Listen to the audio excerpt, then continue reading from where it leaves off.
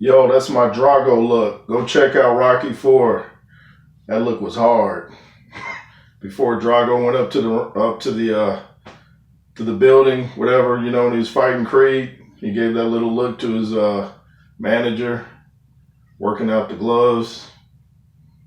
That look was hard. Anyway, here to talk about Joshua Usyk Revisited. I went back and looked at the fight last night and saw it quite differently than I saw it the first time I watched it. The first time I saw it, it looked more like it was one-sided for Usyk. It just seemed like Usyk was dominating every round, and I thought he had some great opening rounds this time. But it looked like this time when I watched it, it seemed more balanced because Joshua was touching him with little shots, and it wasn't necessarily power shots, but it was important, like Roy Jones was saying, just to stay in the fight. You just want to keep touching him so you're not getting too behind on points. And Usyk hurt Joshua in, what was it, one of those early rounds. May have been the second, third, maybe even the fourth. Anyway, he got Joshua's attention with a shot, but Joshua got his attention too. I think it was the sixth round. Joshua caught him with a right, and it didn't wobble Usyk, but you could see it got his attention. Even Usyk made an expression like, okay, yeah, like he felt that one. So Joshua clearly got his attention, and people are acting like Usyk is wearing a cape, like he can't be beaten. He can definitely be beaten.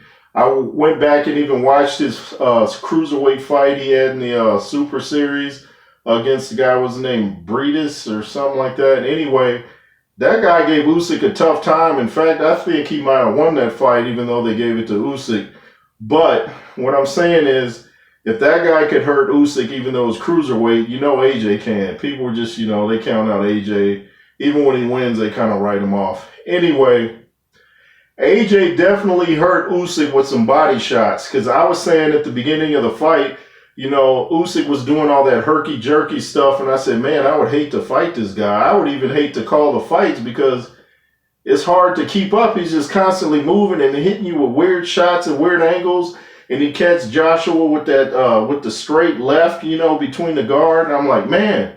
But when Joshua caught him with a couple of hooks to the body, that slowed all that down. It's just, I realized, and this might just come from, I'm sure he'll notice it, the more experience he has. Joshua didn't realize how he hurt Usyk on a couple of those shots. He didn't realize the effect he had on Usyk's body. When he would hit Usyk with those body punches, you could see Usyk was bothered by it, and then all that moving kind of slowed down. So if he goes in this time, attacks the body, he can definitely win this fight. He has to attack the body and has to fight on the inside. He has to fight on the inside. It makes no sense to stay on the outside with a guy that's just doing this and, bouncing around and you don't know what's coming. Stay up close. It's like James Ali Bashir was talking about, like Stacey McKinley said.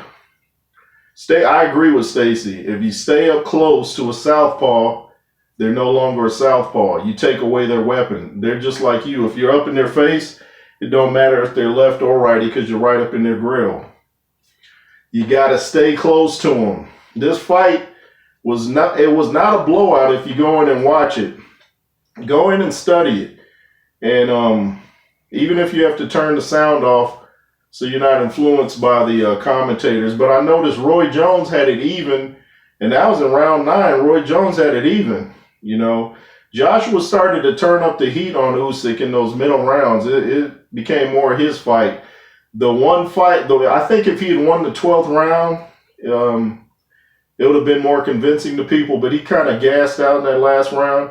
Seemed like his energy was good up until that 12th round, and then people were saying that Usyk was about to finish him in the last round.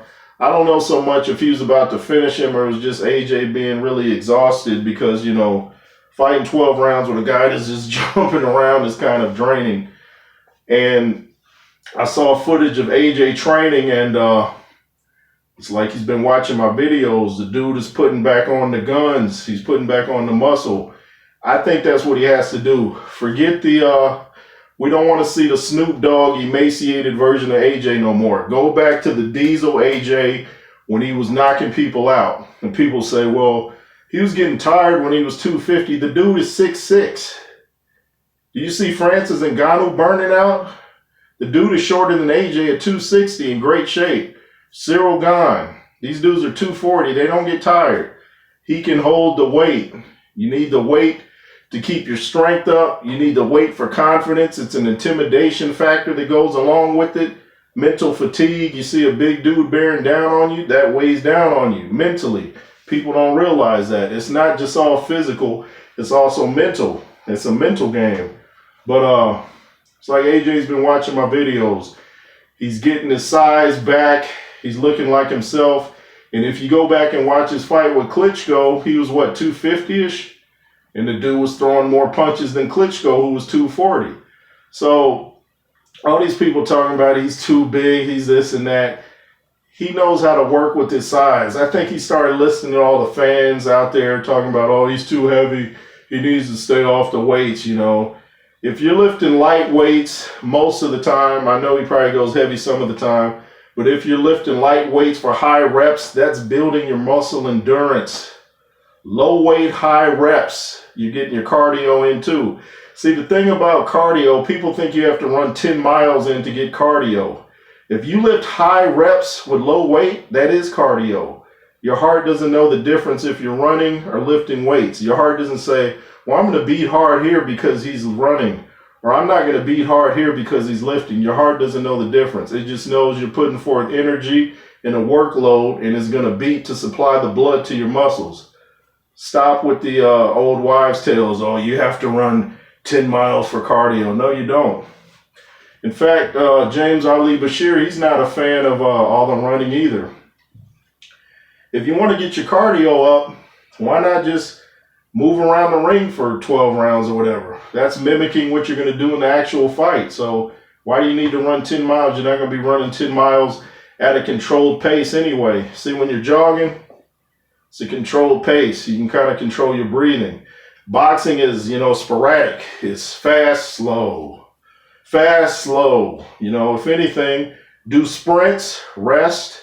Sprints, rest. It mimics more what you do in the ring than just some long marathon. Boxing isn't like this. And if it is, nobody wants to watch it because that'd be boring. But anyway, I'm going with AJ in the rematch. If I just judged it off the first time I watched it, I would have gone with Usyk. But, he's going to improve too, don't get me wrong, because he's been in the ring with AJ and now he knows what he's facing. So it'll be an even better version of Usyk this time around. But I think AJ has made all the necessary adjustments as far as himself. Now he just has to get in a quality trainer that's going to implement a game plan and be able to adapt in the middle of the fight. If your game plan isn't working, you're going to have to be able to go in there and switch up. You can't say, well, it looked good on paper, I'm going to stick with it. If it ain't working, you got to switch up. And he has to have a good quality trainer that's going to do that. I wish he had James Ali Bashir, Stacey McKinley, Tommy Brooks. I like Teddy Atlas. I don't care what anybody says about Teddy Atlas. I like Teddy Atlas. He needs somebody in there too that can either rev him up or calm him down depending on the situation. A trainer does matter. And I always refer to it, my favorite fighter of all time, Lennox Lewis. Look how much greater he became when he brought in Emmanuel Stewart. He was already great when he had Pepe Correa. When he brought in Emmanuel Stewart, he went from an 8 to a 15. Check it out if you don't believe me. Anyway, who do you guys think is going to win the rematch between Joshua and Usyk? Hopefully it takes place in March. Should be somewhere in March and April, but look for AJ to win this fight. And I don't know if it'll be a decision, probably a decision, but I think he can knock down Usyk. AJ is still the bigger guy. And by the way, people saying he lost to a small guy. Usyk ain't a small guy. Look at him in the ring next to Joshua. The dude is 6'3", 220, and it was a solid 220. It wasn't an emaciated 220. Usyk ain't a little dude. I don't know what people are talking about. Maybe they're judging, these mega heavyweights that are like 6'7" or whatever, but that still don't make you small. And anyway, like I said, armpit to fist, You know, that's what matters, you know, not the wingspan. If you go armpit to fist, height doesn't necessarily matter. A shorter guy can have a longer reach than a long guy, a tall guy. Look it up. Anyway, it's the J. Roos theory. Who do you guys think is going to win the rematch? I'm going with AJ. Yay, yay. Be fearless.